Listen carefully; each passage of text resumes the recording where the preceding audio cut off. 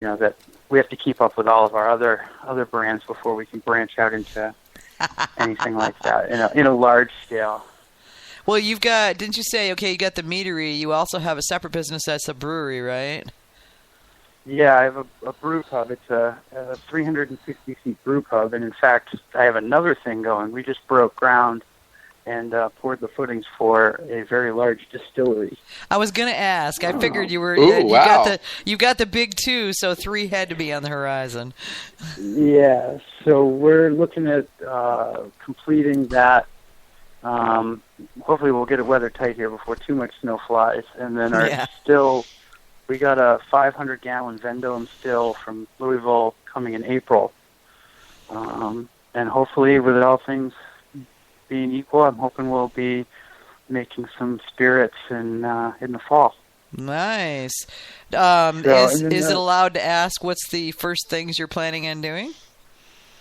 The first thing we're going to do is, obviously we have to get this thing dialed in and make sure that we're running it as efficiently as we can through all plates. But the big goal is getting that first barrel of bourbon aging. So we've got a few ideas for grain bills. We're going to actually attack this in a different technique and different method, and do a lot of blending and coming up with that perfect grain bill that works for what we're doing.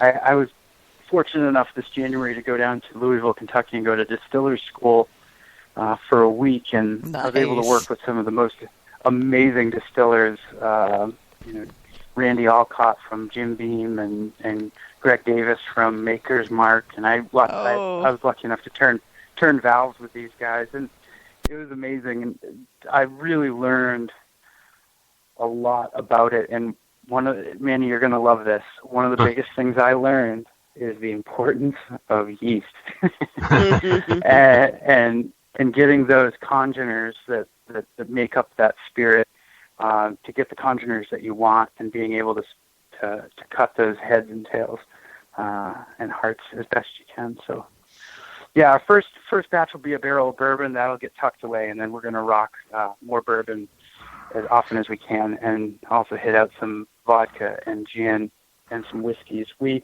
have a 2-acre hop farm with about 1,300 vines that's going to be worked into some of our gins that we'll do. And the best part about this is with the brewery and the distillery and the meadery, we're going to be cycling a lot of barrels through. So you'll see some Mead barrel-aged spirits, which don't happen very often, at least that I have seen. I think I've only heard of it happening the other way around.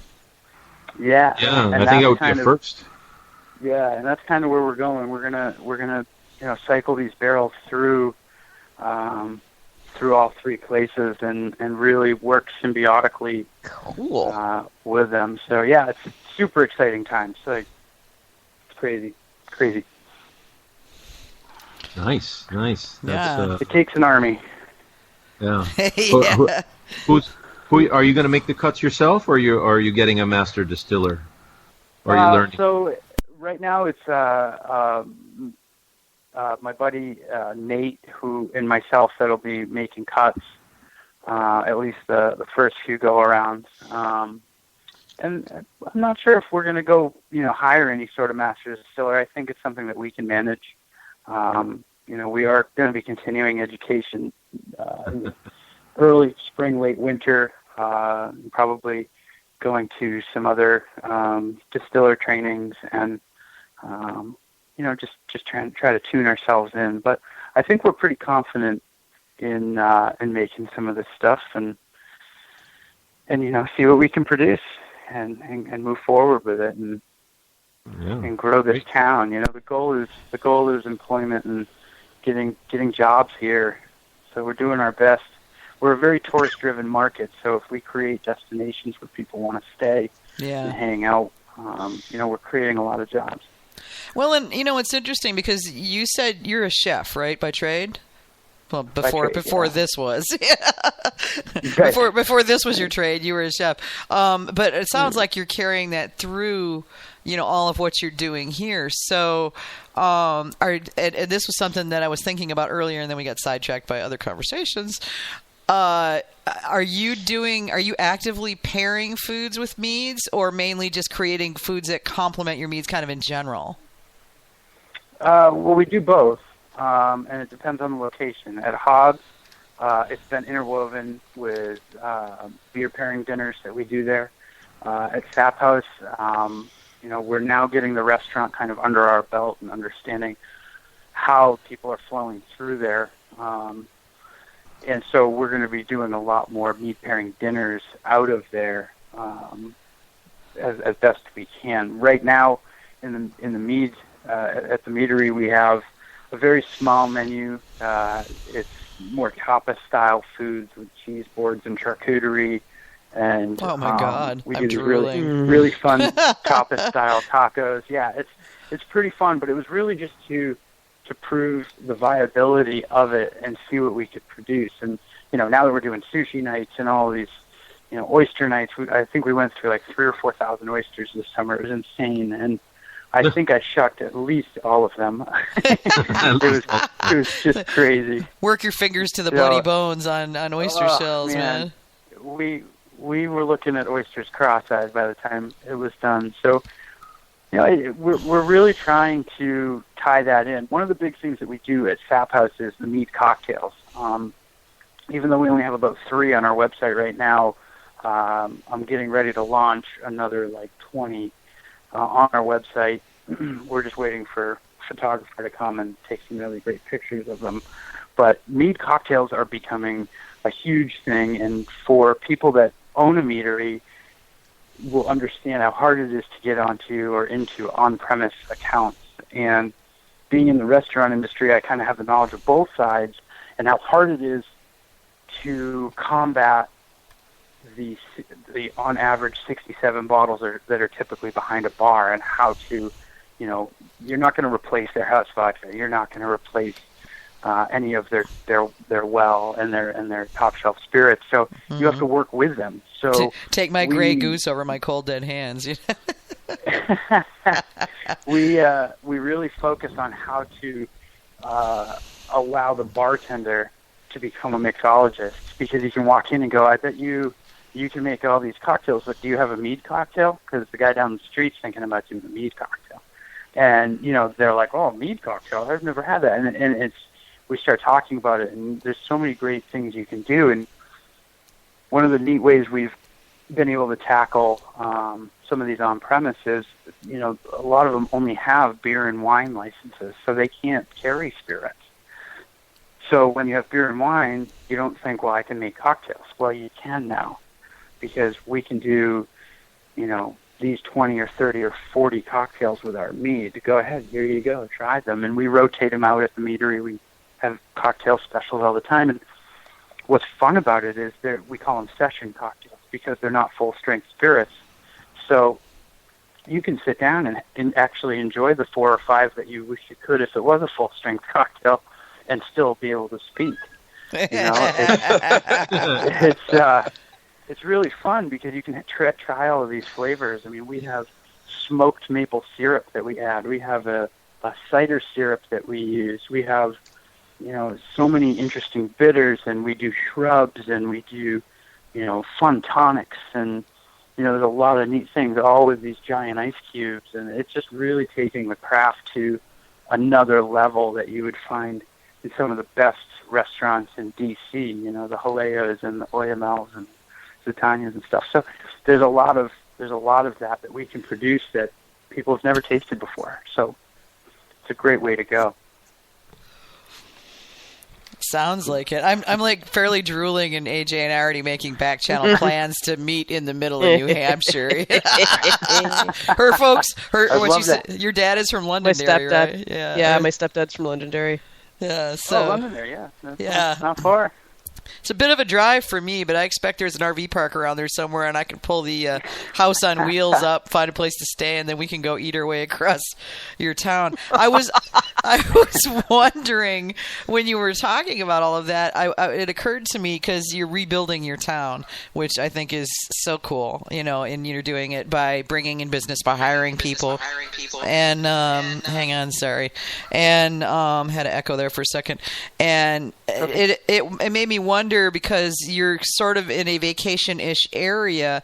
Are you connecting with like local bed and breakfast and stuff like that to create packages and destination deals? We do a lot of that. We do a lot of advertising in a lot of our campgrounds in just a near 10-mile radius that we're in.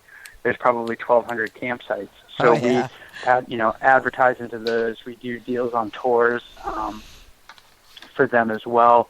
We're always trying to work with local businesses to bounce off of one another. We've run programs where we have a little restaurant right in our little town. There's just literally maybe 3 or 4 businesses in our little town here, and there's a restaurant across the street. And we've run deals where if you bring one of their receipts in, we'll give you X amount of dollars for every $10 you spend over there. And we've bounced back and forth, and we try a whole bunch of different things. We try to get everybody to shop locally as best we can, and talking with bed and breakfast.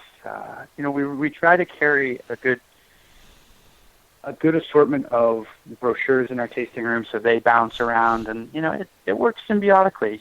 We all businesses need each other right now, at least in our location, because we're all trying so hard to revitalize our little community that we have here. One thing that's so great about what we're doing is anyone who wants to start a meadery, you don't have to be in a city to do it. Mm-mm. Yeah, it's you're going to get more people, you're going to get high volume, you're going to get this.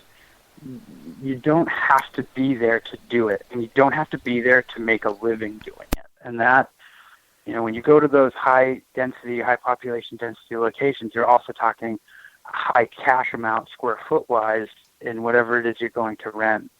Yeah, I was about to say, as someone who lives in an expensive city, it's actually much easier to do it in a smaller town than it is to do it in a big city because of the high cost of admission. Absolutely. And what's great about it is we don't rent anything. We own our property.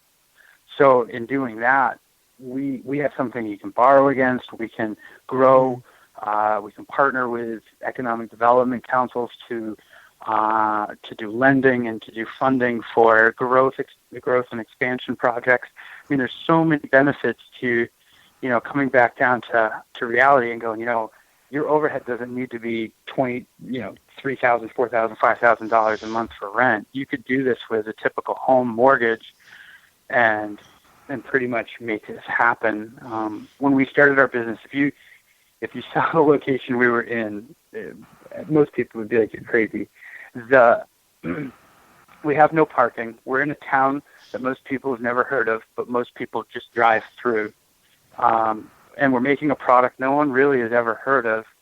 And all of these things are against us. And most people were like, why didn't you build this on Route 16? That's our major highway that has most of the businesses and things. And we said, we don't need to. We don't need to be there because we make our product here. We can get our product down into the store down the street. We don't need to be there to do it and carry the burden of the costs associated. So we were like, we can be right here.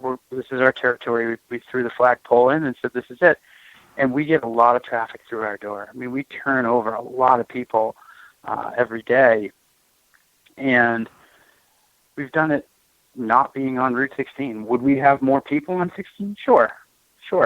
But I don't have to carry that burden. Yeah. Well, and I mean, there's the whole, whether you sell it, right out of your room, your business locally there, or you sell it through the stores or via distributors or in bars, you're still selling it. You're still selling it. You're and still it's good selling to be diversified. Yeah. Yeah. Absolutely. So and I like the fact that you're a destination. It's not like, oh, look, there's this place we're driving past on Route 16 on our way to Portland. It's a like, wow, this is one of those. It's one of those places that turns up in the trips you want to make that are off. There was a book called Off the Beaten Path. And there was a whole series of them, actually. But the one for North Carolina took you to all these really cool places